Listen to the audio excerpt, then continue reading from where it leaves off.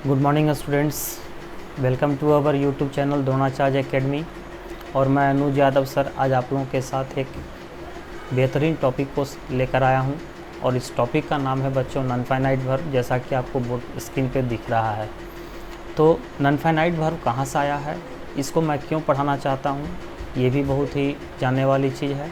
तो non finite verb जो है ये वर्ब का टॉपिक है, और वर्ब के टॉपिक से मैंने इसको इसलिए निकाला है क्योंकि मैंने बहुत सारे क्वेश्चंस को एग्ज़ाम में पूछे गए क्वेश्चंस को एनालाइज़ किया है बच्चों। और एनालाइज़ करने के बाद मैं ये निष्कर्ष निकाला हूँ कि इसमें कुछ ऐसे टॉपिक हैं जिसमें बच्चों को कन्फ्यूजन रहती है, और वो कन्फ्यूजन दूर होना चाहिए, क्योंकि एग्ज़ाम में इससे बहुत सारे क्वेश्चंस पूछे जाते हैं। ठीक है, आने वाले कुछ दिनों में, कुछ महीनों में ही आपका CGL मेंस का एग्ज़ाम है, उसमें भी ये टॉपिक बहुत काम में आने वाला है बच्चों आप लोगों को। और इसके साथ मैं नॉन फाइनाइट में आप लोगों को 3 वीडियो बनाऊंगा बच्चों। एक होता है इन्फिनिटिव, दूसरा होता है जेरंड, और तीसरा होता है पार्टिसिपल। तीनों का अलग अलग वीडियो बनाऊंगा, और इसके बाद तीनों वीडियो बनने के बाद मैं तीनों का मिला करके क्वेश्चंस को टेलीग्राम चैनल पे, अपने टेलीग्राम चैनल द्रोणाचार्य एकेडमी पे उसका PDF डालूँगा, जिससे आप डाउनलोड करके उसका क्वेश्चन को सॉल्व कर सकते हैं। और मुझे आशा है कि ये वीडियो देखने के बाद नॉन फाइनाइट टॉपिक में आपको कभी भी कोई दिक्कत नहीं होने वाला है। तो चलिए स्टार्ट करते हैं आज का सेशन। वर्ब। तो वर्ब को देखिए यहाँ पर 2 भागों में बांटा गया है बच्चों। First of all finite verb, और दूसरा है हमारा नॉन फाइनाइट वर्ब। तो फाइनाइट वर्ब की चर्चा तो ज़्यादा मैं नहीं करूँगा आज, मेन रूप से आपको चर्चा करना है, मुझे चर्चा करना नॉन फाइनाइट के ऊपर ही करना है। तो फाइनाइट वर्ब किसको कहते हैं देख लीजिए, फिर भी डेफिनेशन बता देता हूँ। Change according to subject, tense, और यहाँ दे सकते हैं हम पर्सन्स। यानी कि वर्ब का वैसा प्रकार जो किसी भी सेंटेंस में सब्जेक्ट, टेंस और पर्सन के आधार पर चेंज होता हो, उसे हम कहते हैं फाइनाइट वर्ब। ठीक है। उसके बाद नॉन फाइनाइट का हमारा है क्या कि नो चेंज, मतलब कि किसी भी सेंटेंस में सब्जेक्ट, टेंस और पर्सन के अकॉर्डिंग जो चेंज नहीं होता हो, उस वर्ब को कहते हैं हम नॉन फाइनाइट वर्ब। ठीक है। यानी कि देखते होंगे आप, नॉर्मल सी बात है, सिंपल प्रेजेंट टेंस को उठाते हैं तो सिंपल प्रेजेंट टेंस का स्ट्रक्चर होता है सब्जेक्ट प्लस V1 या V5 प्लस ऑब्जेक्ट, है ना। अब यहाँ पर देखो कि V1 भी होता है, यहाँ पर देखो V5 भी होता है। तो कब V1 होता है, कब V5 होता है, ये देखने की चीज़ है। तो देखते होंगे कि सब्जेक्ट के रूप में हमारा रहेगा ही, शी, इट या वन नेम। तो इन सब के साथ हम यूज़ करते हैं V5 का। यदि हमारा सब्जेक्ट रहेगा I, we, you, they, more than one name, तो इन सब के साथ यूज़ होता है किसका बच्चों, V1 का। तो ऐसा क्यों है, क्यों, देखो कि यहाँ पर देखिए कि सब्जेक्ट जब हम चेंज कर रहे हैं तो हमारा वर्ब चेंज हो रहा है, यहाँ भी सब्जेक्ट चेंज कर रहे हैं तो ये वर्ब चेंज हो रहा है। ठीक है। तो जो चेंज हो रहा है, ठीक है, उसे हम कहेंगे क्या, फाइनाइट वर्ब, उसे हम कहेंगे फाइनाइट वर्ब। लेकिन नॉन फाइनाइट क्या है कि इस पर, इन सारे सब्जेक्ट का कोई प्रभाव नहीं पड़ता है। टेंस में देखते हैं तो सिंपल प्रेजेंट को में से V1 V5 कंटिन्यूस लेते हैं, टेंस को हम चेंज किए और कंटिन्यूस लिए तो वहाँ वर्ब यूज़ होता है किसका, V4 का। सिंपल पास्ट लेते हैं तो V2 का। तो देख रहे हैं टेंस चेंज हो रहा है तो वर्ब चेंज हो रहा है। तो ये सारे जो वर्ब हैं जो चेंज हो रहे हैं उसे हम कहते हैं फाइनाइट वर्ब। क्लियर। लेकिन नॉन फाइनाइट वर्ब में ऐसा कुछ नहीं होता है बच्चों, इसमें जो रूप में है वह उसी रूप में रहता है। तो यहाँ देखिए कि मैंने दिया है कि नॉन फाइनाइट को 3 भागों में बांटा गया। पहला इन्फिनिटिव है, दूसरा जेरंड है, और तीसरा पार्टिसिपल है। इन्फिनिटिव में भी देखिए मैंने 2 प्रकार का इन्फिनिटिव दिया है। पहला है हमारा 2 + V1, और दूसरा है V1। 2 + V1 को हम कहते हैं टू इन्फिनिटिव, और V1 को कहते हैं वेयर इन्फिनिटिव। ठीक है। यानी वर्ब विथ 2 रहेगा तो टू इन्फिनिटिव, वर्ब विदाउट 2 रहेगा तो वेयर इन्फिनिटिव। फिर आते हैं जेरंड में। तो जेरंड हमारा वर्ब प्लस ING, तो वर्ब प्लस ING को हम V4 बोल सकते हैं बच्चों। ठीक है। V4 देखो इसमें भी होता है, और पार्टिसिपल में भी वर्ब प्लस ING होता है, लेकिन दोनों में बहुत डिफरेंस होता है बच्चों। इसको मैं क्लियर करूँगा आप लोगों को आगे जा कर के। ठीक है। तो यहाँ पर देखिए पार्टिसिपल में वर्ब प्लस ING V3 भी होता है, हैविंग प्लस V3 भी होता है। तो तीनों टॉपिक का, इन्फिनिटिव का, जेरंड का, पार्टिसिपल का, इन तीनों का मैं अलग अलग वीडियो बनाऊंगा बच्चों। आप लोग मेरे टेलीग्राम चैनल पर जाकर के इसका प्रॉब्लम भी देख सकते हैं, मिल जाएगा आप लोगों को। चलिए तो अब शुरू करते हैं फाइनाइट भर। तो फाइनाइट भर का ज़्यादा चर्चा तो मैं करूँगा नहीं, इसका डेफिनेशन मैंने पहले भी आपको क्लियर किया है कि भर का वैसा प्रकार जो किसी भी सेंटेंस में सब्जेक्ट, टेंस और नंबर के अकॉर्डिंग चेंज होता है उसे हम फाइनाइट वर्ब कहते हैं। ठीक है, यानी जो चेंज होता है बार बार उसे फाइनाइट वर्ब करते हैं। जैसे कि यहाँ एग्जांपल मैंने दिया, ये सभी ये सारे हैं जो हमारे क्या हैं, फाइनाइट वर्ब हैं। ठीक है, अब जैसे एग्जांपल भी मैंने दिया है कुछ यहाँ, सॉरी नॉन फाइनाइट की ओर चलते हैं हम। तो नॉन फाइनाइट में मैंने बताया था क्या कि वर्ब का वैसा प्रकार जो किसी भी सेंटेंस में सब्जेक्ट, टेंस तथा नंबर के अकॉर्डिंग चेंज नहीं होता है उसे हम नॉन फाइनाइट वर्ब कहते हैं। ठीक है, यानी इस पर किसी टेंस का, किसी सब्जेक्ट का, किसी पर्सन का कोई प्रभाव नहीं पड़ता है। इस पे मैंने देखिए 4 एग्जांपल भी दिया है। क्या है, I want to play cricket. यहाँ देखो बच्चों की वांट सब्जेक्ट आई हमारा प्लूरल है, तो यहाँ पर वांट भी भर प्लूरल लिया है मैंने। दूसरा देखिए ही वांट्स, दोनों सिंपल प्रेजेंट टेंस के ही हैं, नो डाउट, लेकिन अंतर क्या है कि यहाँ वांट आ गया, यहाँ वांट्स आ गया। ऐसा क्यों हुआ? क्योंकि यहाँ पर सब्जेक्ट हमारा प्लूरल था तो भर भी प्लूरल लिया, सब्जेक्ट सिंगुलर था तो भर भी सिंगुलर लिया। फिर लेते हैं दे को, तो दे हमारा प्लूरल है तो यहाँ प्लूरल भर वांट लिया है।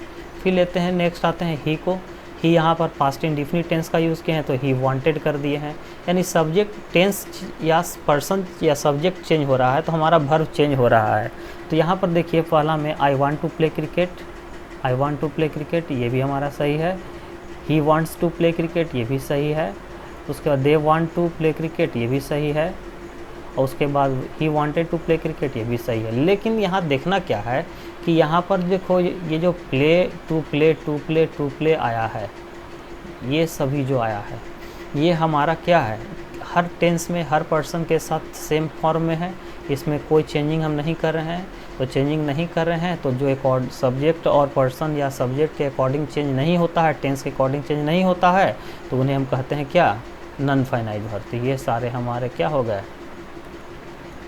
Non finite verb. क्लियर, ये सारे हमारे हो गए नॉन फाइनाइट वर्ब। ठीक है, चलिए अब इसके ऊपर कुछ नीचे दिए हुए हैं। अब देखिए यहाँ पर क्या है कि इन्फिनिटिव, पहला मैंने उठाया है इन्फिनिटिव। तो आज मैं आप लोगों को इन्फिनिटिव से रिलेटेड टोटल 10 क्वेश्चन 10 रूल बताऊंगा बच्चों। और ये 10 रूल जो है बहुत ही इंपॉर्टेंट है, इससे क्वेश्चन एग्जाम में बहुत ज़्यादा पूछे जाते हैं। इस 10 रूल को बारीकी से आप लोग को देखना है। ठीक है, तो पहले देखिए कि काइंड्स मैंने दिया है, यह 2 प्रकार का होता है। पहला होता है टू इन्फिनिटिव और दूसरा होता है बेयर इन्फिनिटिव। पहले भी मैंने समझाया था आपको। टू इन्फिनिटिव मतलब क्या, वर्ब विथ टू, जो हमेशा टू के साथ रहे, अर्थात 2 + V1 के रूप में रहे। ठीक है, 2 + V1 हमेशा ये 2 + V1 के रूप में रहता है, उसे टू इन्फिनिटिव कहते हैं। और दूसरा हमारा है क्या, bare infinitive, verb without to, यानी ये केवल V1 के रूप में रहता है। ठीक है, अब देखिए 2 एग्जाम्पल मैंने दिया है। फर्स्ट एग्जाम्पल है allow me to go home. यहाँ पर allow me to go home मैंने दिया है, तो यहाँ पर देखिए कि टू इन्फिनिटिव यहाँ पर लिया है, टू गो यानी विथ टू, यानी वर्ब के साथ टू है, यानी ये हमारा हो गया क्या, टू इन्फिनिटिव। फिर आते हैं लेट मी गो होम, मुझे घर जाने दो। यहाँ पर देखिए कि केवल गो लिया है मैंने, यहाँ इसके साथ टू नहीं लिया है, यानी ये हमारा बेयर इन्फिनिटिव हो गया, वर्ब विदाउट टू, यानी ये हमारा हो गया क्या, bare infinitive, verb without to. Next आते हैं हम लोग कि यदि कोई भी रूल नंबर फर्स्ट लेते हैं। अब यहाँ से आपका मेन टॉपिक शुरू होता है। अब मैं आप लोगों को 10 रूल बताने वाला हूँ और ये 10 रूल बहुत ही इंपॉर्टेंट है बच्चों। इस 10 रूल से एग्ज़ाम में क्वेश्चंस पूछे जाते हैं। एग्ज़ाम को एनालाइज करने के बाद ही इन 10 रूल को मैं आप लोगों को बताना चाह रहा हूँ।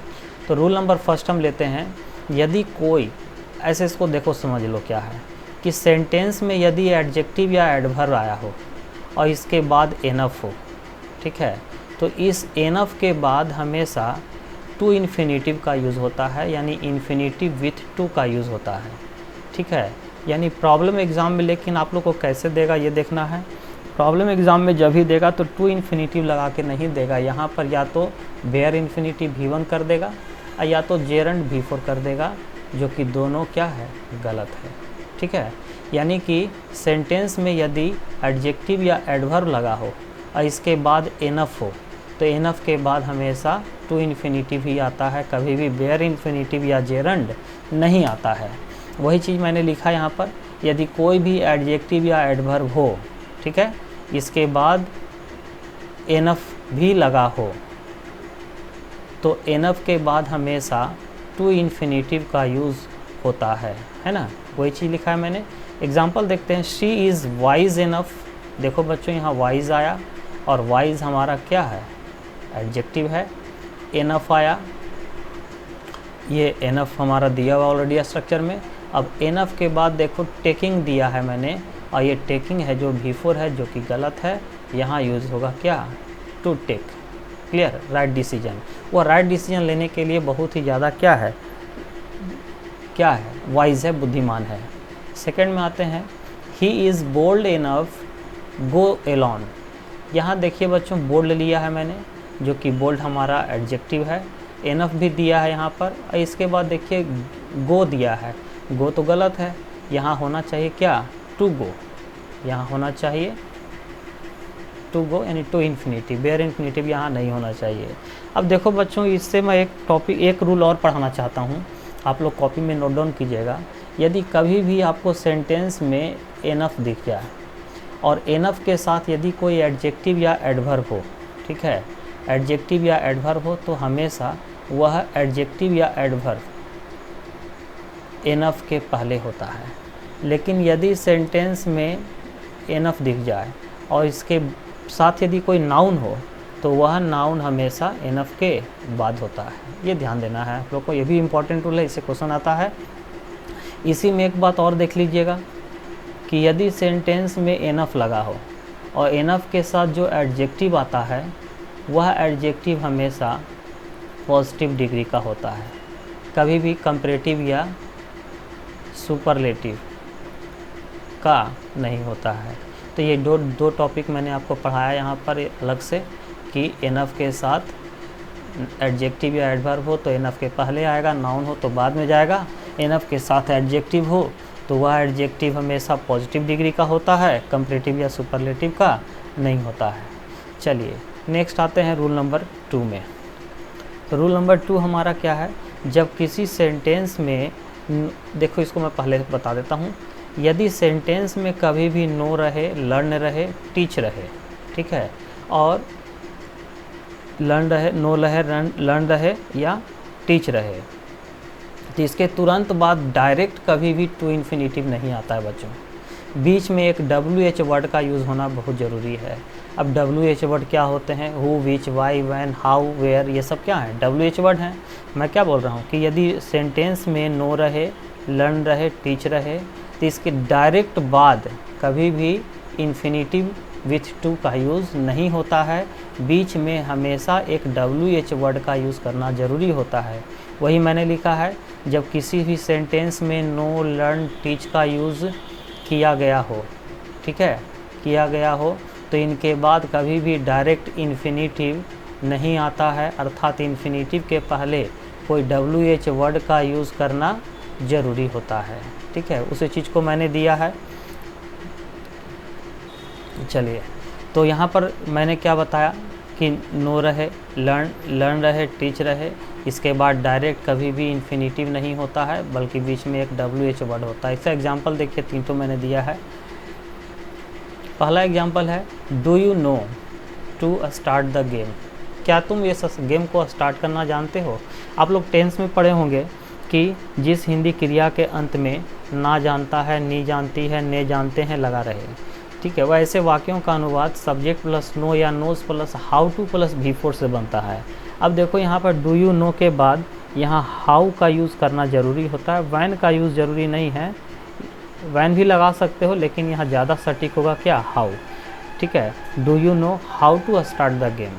सेकेंड हमारा है आई एम लर्निंग। देखो बच्चों, यहाँ लर्निंग आया, टू प्ले गिटार, तो यहाँ टू प्ले लर्निंग के तुरंत बाद यहाँ पर टू इन्फिनिटिव नहीं होगा, बीच में क्या आना चाहिए, हाउ आना चाहिए। उसके बाद today I will teach you, ये देखो बच्चों यहाँ टीच आया है और टीच के तुरंत बाद टू रीड नहीं होगा, ठीक है। यहाँ पर बीच में एक WH वर्ड हाउ का यूज़ करना होगा। I will teach you how to read the newspaper, आज मैं तुम्हें सिखाऊंगा कैसे न्यूज़पेपर पढ़ा जाता है। यानी ये बात, ये रूल मेरे ख्याल से आप लोग को समझ में आ गई होगी। चलिए अब नेक्स्ट रूल की ओर बढ़ते हैं। अगले रूल की ओर हम बढ़ते हैं बच्चों। अगला रूल हमारा है rule number third. Rule number third हमारा है, बहुत ही इम्पॉर्टेंट है ये, इसको VBI कर लीजिए, मोस्ट VBI है, इससे क्वेश्चन आते हैं बहुत सारे। निम्नलिखित कुछ ऐसे वर्ब दिए गए हैं जिनके तुरंत बाद हमेशा इन्फिनिटिव विथ टू का यूज़ होता है, ठीक है।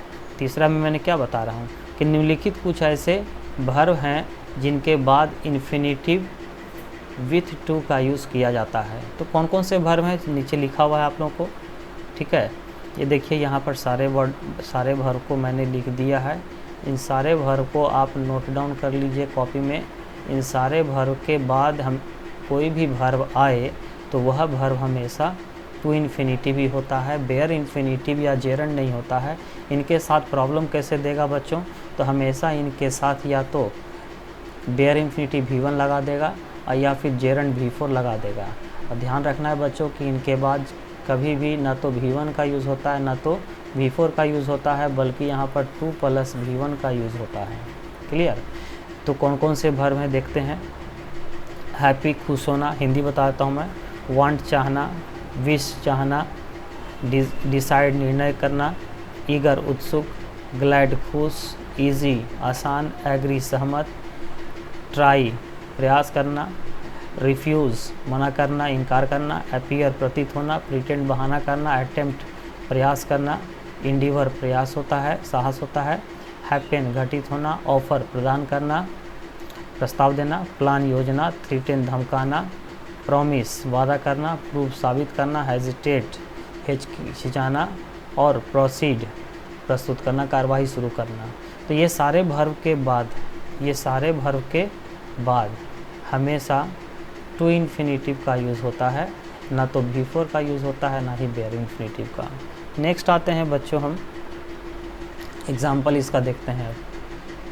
एग्ज़ाम्पल में देखिए कि सेकंड एग्ज़ाम्पल क्या है, सॉरी फर्स्ट, ये फर्स्ट हमारा है, ये सेकंड है, ये थर्ड है, ये फोर्थ है, फिफ्थ है, ये सिक्स्थ है और ये 7 है।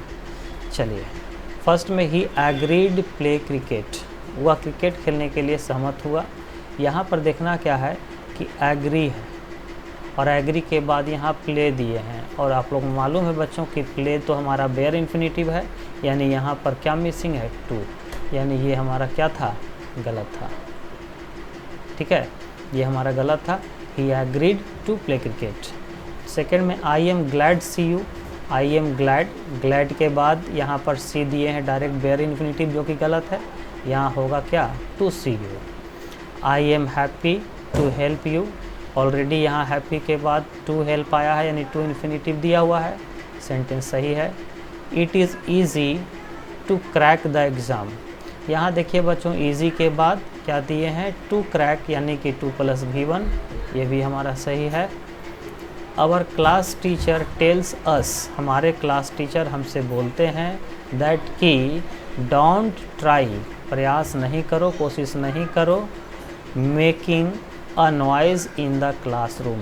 यहाँ देखिए बच्चों ट्राई आया है। अब ट्राई के बाद आप लोग को तो मालूम है कि जो वर्ब होता है वो कभी भी जेरंड नहीं होता है, टू मेक होगा, मेकिंग नहीं बल्कि टू मेक, ठीक है। 6 में they refuse to do this work, refuse आया है बच्चों और रिफ्यूज़ के बाद टू इन्फिनिटिव दिए हैं, ये हमारा सेंटेंस बिल्कुल सही है। 7 में आते हैं, our government should make a plan, हम लोग के सरकार को एक योजना बनानी चाहिए, ठीक है, टू ब्रिंग अप और bringing up the poor. Bring up मतलब होता है बच्चों, ब्रिंग अप पालन पोषण करना, ठीक है, देखभाल करना ये होता है कि हमारी सरकार को चाहिए, क्या चाहिए कि एक योजना बनाना कि गरीबों की देखभाल करने के लिए। तो देखिए बच्चों यहाँ आया है वर्ब प्लान। अब प्लान के बाद यहाँ मैंने बताया था टू इन्फिनिटिव यूज़ होता है तो टू ब्रिंग अप होगा। ये ब्रिंगिंग अप जो दिया है मैंने ऑब्लिक में, ये गलत है। तो आई थिंक ये रूल आप लोगों को अच्छे से क्लियर हो गए होंगे। अब नेक्स्ट रूल की ओर हम बढ़ते हैं। Rule number 4। रूल नंबर 4 में है क्या कि देखो ग्रामर में कुछ ऐसे जनरली देखा जाए तो सेंटेंस के कंस्ट्रक्शन में सब्जेक्ट होता है, वर्ब होता है, ऑब्जेक्ट होता है। हालांकि देखा जाए तो सब्जेक्ट और वर्ब को ही हम कंप्लीट क्लॉज कह सकते हैं। ऑब्जेक्ट रह भी सकता है, नहीं भी रह सकता, लेकिन ऑब्जेक्ट से रिलेटेड ये प्रॉब्लम है इसलिए मैं इसको लेके चल रहा हूँ। यदि सेंटेंस में सब्जेक्ट, वर्ब, ऑब्जेक्ट हो और इसके तुरंत बाद यदि कोई मेन वर्ब हो,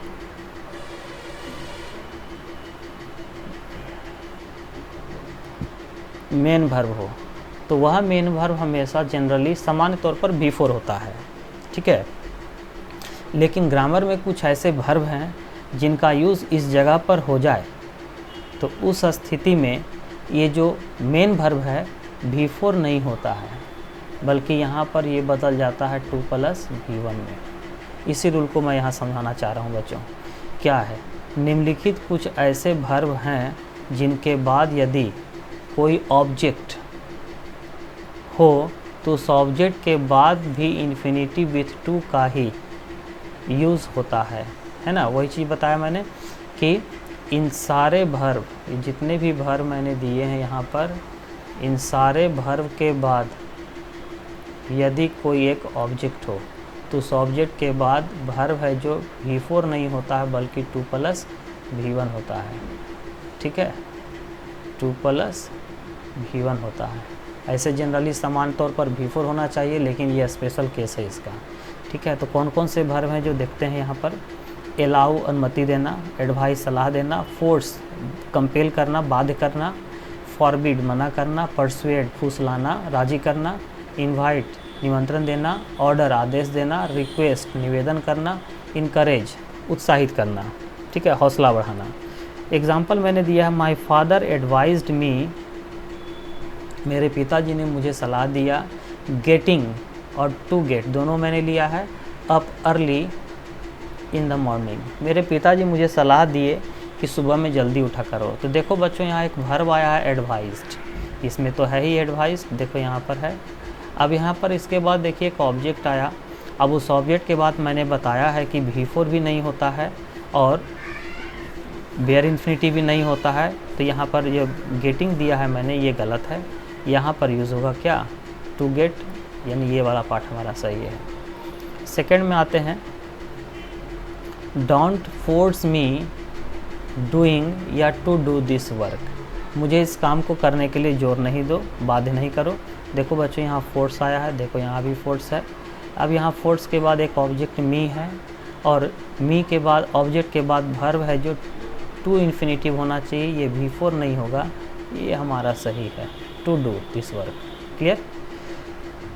नेक्स्ट आते हैं थर्ड में, आवर टीचर अलाउड अस, हमारे शिक्षक हमें अनुमति दिए, टू प्ले या प्लेइंग कंप्यूटर गेम, हमारे शिक्षक ने हमें कंप्यूटर गेम खेलने के लिए इजाज़त दिया।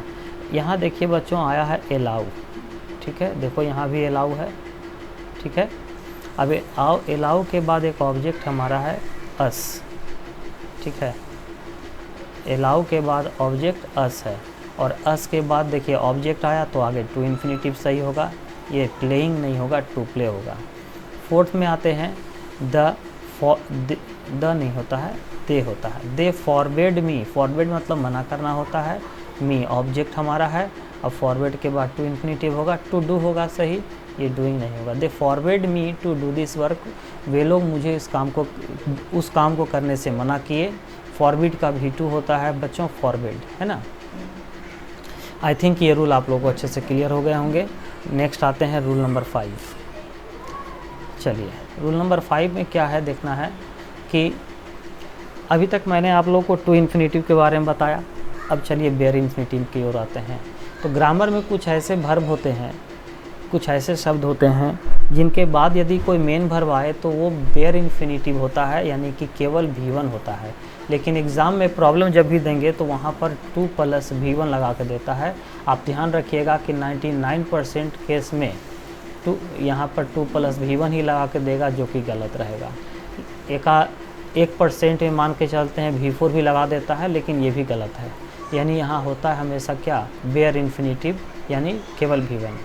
देखिए निम्नलिखित कुछ ऐसे वर्ड होते हैं जिनके बाद हमेशा बेयर इन्फिनिटिव का यूज़ होता है, इन्फिनिटिव विथ 2 का नहीं। वही चीज़ मैंने बताया आप लोगों को। चलिए कौन कौन से हैं, had better, had rather, had sooner, would better, would rather, would sooner, rather than, sooner than, bid. देखिए इन सब का हिंदी अर्थ देखा जाए तो इनका सबका हिंदी अर्थ एक समान निकलता है, बीड को छोड़कर। अच्छा होता, अच्छा होता। ये बीड जो होता है ना बच्चों, ये होता है आदेश, आदेश देना, किसी को बोली लगाना, ठीक है। अब देखिए आगे कि एग्जाम्पल इसका देखते हैं। फर्स्ट में, he had better to die या डाई देन बेग। अच्छा होता कि वह भीख मांगने की तुलना में मर जाता। तो यहाँ देखिए कि बच्चों हैड बेटर दिया हुआ है ऑलरेडी। अब हैड बेटर के बाद टू इन्फिनिटिव दिया हुआ है, टू डाई, और दूसरा दिए हैं डाई। तो आप लोग को अभी मैंने बताया कि हैड बेटर के बाद बेयर इन्फिनिटिव, तो टू डाई तो होगा नहीं, आंसर होगा हमारा डाई। सेकंड में आते हैं, I don't dare to call या कॉल हिम। मेरे पास उसे कॉल करने की हिम्मत नहीं है। डेयर आया बच्चों, सॉरी डेयर मैंने यहाँ नहीं दिया है, इसमें एक डेयर भी जोड़ लीजिए। तो डेयर के बाद भी बेयर इन्फिनिटिव, यानी यहाँ पर टू कॉल गलत है, यहाँ होगा क्या, कॉल हिम। थर्ड में आते हैं, you had better to go या गो नाउ। तो हैड बेटर के बाद यहाँ पर देखिए बच्चों कि टू गो, टू इन्फिनिटिव तो होगा नहीं, बेयर इन्फिनिटिव होगा केवल गो। आई थिंक ये रूल आप लोग को अच्छे से क्लियर हो गए होंगे। नेक्स्ट रूल की ओर हम बढ़ते हैं। नेक्स्ट रूल नंबर 6 लेते हैं। रूल नंबर 6 देखिए बच्चों, इसमें मैंने लिख दिया है, ये मोस्ट VBI रूल है, इससे क्वेश्चन आते होंगे। इसका मतलब देखो सेंटेंस, देखो बच्चों, यदि सेंटेंस एक्टिव वॉइस में हो तो मेक क्रिया के बाद हमेशा बेयर इन्फिनिटिव होता है, ठीक है, होगा। जबकि यदि सेंटेंस पैसिव वॉइस में हो तो मेक क्रिया के बाद हमेशा वर्ब विथ टू का यूज़ होगा, ठीक है। देखो बच्चों, मैंने क्या कह रहा हूँ यहाँ पर कि आप लोग तो वॉइस पढ़े होंगे, active voice, passive voice, normal सी है, सभी लोग जानते होंगे। तो मेक क्रिया जो है, ये यदि इसका यूज़ एक्टिव वॉइस में होता है, देखो यहाँ एक्टिव वॉइस मैंने ब्रैकेट में लिख दिया है। मेक क्रिया का यूज़ यदि एक्टिव वॉइस में होता है तो इसके बाद हमेशा क्या यूज़ होगा, बेयर इन्फिनिटिव। स्ट्रक्चर के माध्यम से मैंने समझाया। लेकिन जब मेक क्रिया का यूज़ पैसिव वॉइस में होता है, देखो बच्चों यहाँ पर दिया है मैंने पैसिव वॉइस, तो यहाँ पर इसके साथ हमेशा इन्फिनिटिव विथ टू, मतलब टू इन्फिनिटिव का यूज़ होता है। तो ये समझ में आ गई होगा आपको कि मेक, इसको ऐसे कहते हैं कॉजेटिव वर्ब। कॉजेटिव वर्ब, ठीक है। कॉजेटिव वर्ब इसलिए कहते हैं क्योंकि मेक हो गया, गेट हो गया, हैव हो गया, ये 3 प्रकार के पॉजिटिव वर्ब होते हैं। और पॉजिटिव वर्ब का वीडियो मैंने अपने यूट्यूब चैनल पर डाल के रखा है बच्चों, उसको देखिएगा, आपको समझ में आ जाएगा अच्छे से। अब देखिए मैं क्या कह रहा हूँ कि मेक क्रिया का यूज़ यदि एक्टिव में हो तो बेयर इन्फिनिटिव लेगा, पैसिव में हो तो टू इन्फिनिटिव लेगा। एग्जाम्पल देखिए, आई मेड हर, सब्जेक्ट के बाद सीधे मेक आया, V2 मेड आया। आप लोग जानते हैं कि मेक का V2 होता है मेड और V3 भी होता है मेड, ठीक है। I made her to laugh, ये सेंटेंस नो डाउट एक्टिव में है, सब्जेक्ट के बाद V2 आया है, ये हमारा एक्टिव में है। अब एक्टिव में है तो मेक क्रिया के बाद टू इन्फिनिटिव नहीं होगा बल्कि बेयर इन्फिनिटिव, यहाँ से टू को ड्रॉप करना पड़ेगा। सेकंड में आई वाज मेड, तो सब्जेक्ट प्लस वाज बेयर के बाद V3 जब आया तो समझो पैसिव में है। अब पैसिव में है तो टू इन्फिनिटिव यूज़ होगा, यानी यहाँ टू अंडरस्टैंड नहीं बल्कि अंडरस्टैंड नहीं बल्कि to understand by the teacher, यहाँ टीचर होना चाहिए था, ये मिसिंग है, छूटा हुआ है टीचर। ठीक है, 7 में आते हैं हमारा। तो 7 में हमारा है कि ये भी मोस्ट VVI टॉपिक है, इससे भी क्वेश्चंस एग्जाम में पूछे जाते हैं बच्चों। देखिए क्या है, देखो अभी मैंने बताया कि मेक क्रिया का यूज़ एक्टिव में हो तो उसके साथ बेयर इन्फिनिटिव लगाते हैं, मेक क्रिया का यूज़ पैसिव में हो तो टू इन्फिनिटिव लगाते हैं। लेकिन लेट का यूज़ होता है आदेश देने में, अनुमति मांगने में या देने में भी होता है। तो लेट एक ऐसा शब्द है जिसका यूज़ चाहे वो एक्टिव में हो चाहे वो पैसिव में हो, इसके बाद यदि कोई वर्ब आए तो वह वर्ब हमेशा बेयर इन्फिनिटिव ही होता है, कभी भी टू इन्फिनिटिव नहीं होता है। वही चीज़ मैं यहाँ बताना चाह रहा हूँ आपको। देखिए क्या है, लेट के बाद हमेशा बेयर इन्फिनिटिव का ही यूज़ होता है, चाहे सब्जेक्ट एक्टिव में हो चाहे सेंटेंस पैसिव में हो। देखो स्ट्रक्चर के माध्यम से मैंने समझाया है, लेट के बाद bare infinitive, both active and passive. ठीक है, एग्जाम्पल देखिए, let him to do this homework, let him to do his homework, उसे अपना होमवर्क करने दो। यहाँ देखिए लेट आया है, अब लेट जब आया है सेंटेंस में, यहाँ देखिए लेट आया है, अब जब लेट आया है सेंटेंस में तो लेट के साथ बेयर इन्फिनिटिव होता है एक्टिव और पैसिव दोनों में। तो यहाँ देखिए कि यहाँ टू डू नहीं होगा बल्कि क्या होगा बच्चों, केवल डू का यूज़ होगा। ठीक है, सेकंड एग्जाम्पल में आते हैं। तो सेकंड एग्जाम्पल में मैंने दिया है क्या कि she was let go out या to go out by the principal. She was let go out या टू गो आउट, यहाँ देखिए बच्चों कि आया क्या लेट। अब लेट के बाद वर्ब हमेशा बेयर इन्फिनिटिव होता है, चाहे वह एक्टिव में हो चाहे वह पैसिव में हो। तो बेयर इन्फिनिटिव हमारा देखिए कि ऑलरेडी यहाँ गो आउट ये है, ये टू गो आउट गलत है यहाँ पर। ठीक है, नेक्स्ट आते हैं थर्ड एग्जांपल में, लेट हिम टू गो या गो टू द मार्केट, उसे बाज़ार जाने दो। तो यहाँ लेट का यूज़ किया गया बच्चों, और लेट के बाद हमेशा बेयर इन्फिनिटिव होता है, टू इन्फिनिटिव नहीं होता है, यानी ये वाला ऑप्शन हमारा क्या है, सही है। नेक्स्ट आते हैं रूल नंबर 8। रूल नंबर 8 देखिए क्या है कि इसको मैं ऐसे सारांश में समझा देता हूँ। पहले सेंटेंस में कभी भी यदि, देखो ये रूल जो है बहुत इंपॉर्टेंट है, इसे क्वेश्चन 2014 पीटी में भी पूछा गया, CGL का, फिर मेंस में भी पूछा गया है, इसलिए इसको बढ़िया से देखिएगा। देखिए ये आपको मोनिका अग्रवाल का इम्प्रूवमेंट टॉपिक का चैप्टर नंबर 3 में भी इससे क्वेश्चन मिल जाएगा आपको। देखिएगा यहाँ देखते हैं क्या कि सेंटेंस में यदि एनीथिंग रहे, एवरीथिंग रहे, नथिंग रहे और इसके बाद डू लगा हो या डज लगा हो या डिड लगा हो, और इसके बाद यदि बट और एक्सेप्ट रहे, तो ऐसे स्थिति में इनके बाद जो वर्ब आता है वो हमेशा बेयर इन्फिनिटिव होता है। यहाँ प्रॉब्लम कैसे देता है आपको, या तो टू इन्फिनिटिव लगा देता है या तो यहाँ पर जेरंड V4 लगा देता है, जो कि दोनों गलत है। ठीक है बच्चों, यहाँ पर देखिए कि क्या है, मैंने क्या कहा फिर से समझोगे कि यदि सेंटेंस में एनीथिंग, एवरीथिंग, नथिंग हो, इस और इसके पहले डू, डज, डिड लगा रहे और इसके बाद बट या एक्सेप्ट रहे, तो वैसे स्थिति में इनके साथ हमेशा बेयर इन्फिनिटिव ही होता है, कभी भी टू इन्फिनिटिव का यूज़ नहीं होता। उसी चीज़ को मैंने यहाँ लिखा है, किसी भी सेंटेंस में यदि एनीथिंग, एवरीथिंग या नथिंग हो और इनके पहले डू, डज, डिड लगा हो, तो इसके बाद बट या एक्सेप्ट लगा हो, तो इनके बाद हमेशा बेयर इन्फिनिटिव का यूज़ करते हैं, कभी भी टू इन्फिनिटिव या जेरंड का यूज़ नहीं करते हैं। ठीक है, चलिए एग्जांपल देते हैं। We did nothing but to talk, हम लोगों ने कुछ नहीं किया बातचीत करने के अलावे। तो यहाँ देखिए कि यहाँ पर क्या है, नथिंग का यूज़ हुआ है और नथिंग के पहले देखो डिड है और इसके बाद बट है। ठीक है, अब इसके बाद वर्ब जो है हमारा टू इन्फिनिटिव कभी भी नहीं होगा, बल्कि क्या होगा, बेयर इन्फिनेटिव टू टॉक नहीं बल्कि टॉक। सेकंड में आते हैं, he does everything except to talk या टॉकिंग। उसने बातचीत करने के अलावे सारे कुछ किए, यानी काम किए, केवल बातचीत उसने नहीं किया।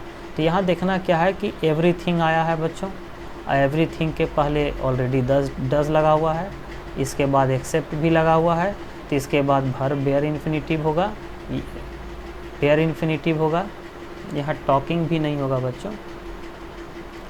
ही डज एवरीथिंग एक्सेप्ट टॉक, यहाँ पर टू टॉक भी नहीं होगा, टॉकिंग भी नहीं होगा, बल्कि क्या होगा, टॉक होगा। ठीक है, नेक्स्ट आते हैं, he wants nothing but marry you. वह कुछ नहीं चाहता है, तुमसे शादी करना चाहता है केवल। तो यहाँ देखना है क्या बच्चों, ये थोड़ा सा अलग टाइप का मैंने दिया है। यहाँ नथिंग है और नथिंग के पहले देखो डू डज डिड नहीं है, बट भी है और यहाँ मैरी है। तो ये हमारा कहना गलत होगा, क्योंकि यहाँ डू डज रहता तब यहाँ पर मैरी यूज़ करते बेयर इन्फिनेटिव, लेकिन डू डज नहीं है, इसलिए यहाँ पर ये बेयर इन्फिनेटिव नहीं बल्कि टू इन्फिनेटिव होगा। यहाँ मैरी नहीं बल्कि होगा क्या, टू मैरी। ठीक है, देखिए उसी को सुधार के मैंने दिया है, नीचे लिखा ही वांट्स नथिंग, वह कुछ नहीं चाहता है, बट टू मैरी यू, ये हमारा क्या है, सही।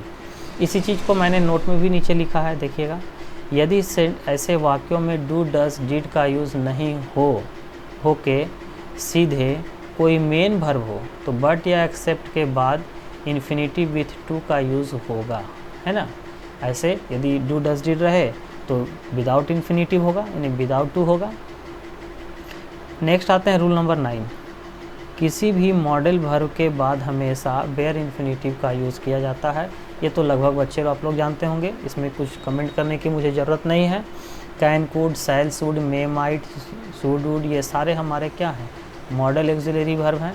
और कोई भी मॉडल ऑक्सिलरी वर्ब के बाद हमेशा वर्ब हमेशा कैसा होता है, V1 होता है, base form of the verb होता है।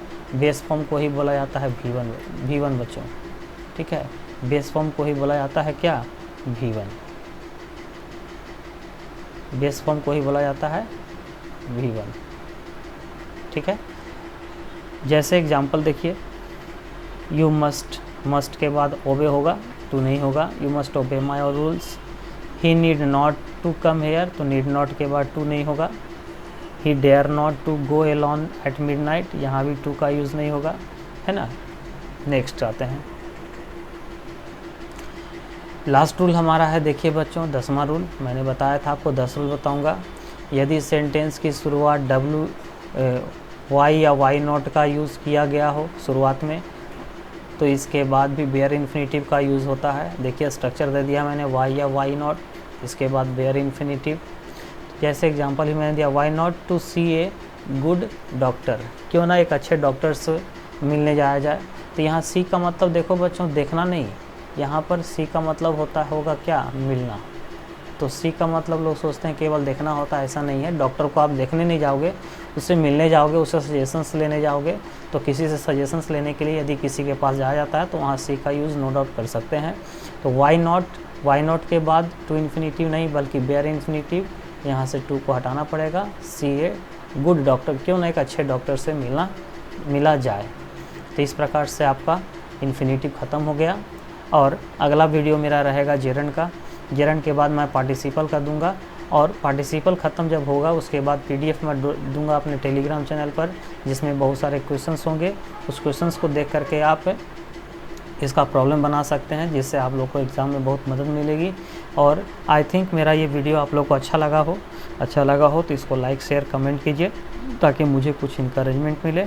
इसी के साथ मैं अपने क्लास को आज ऑफ करता हूँ। Thank you.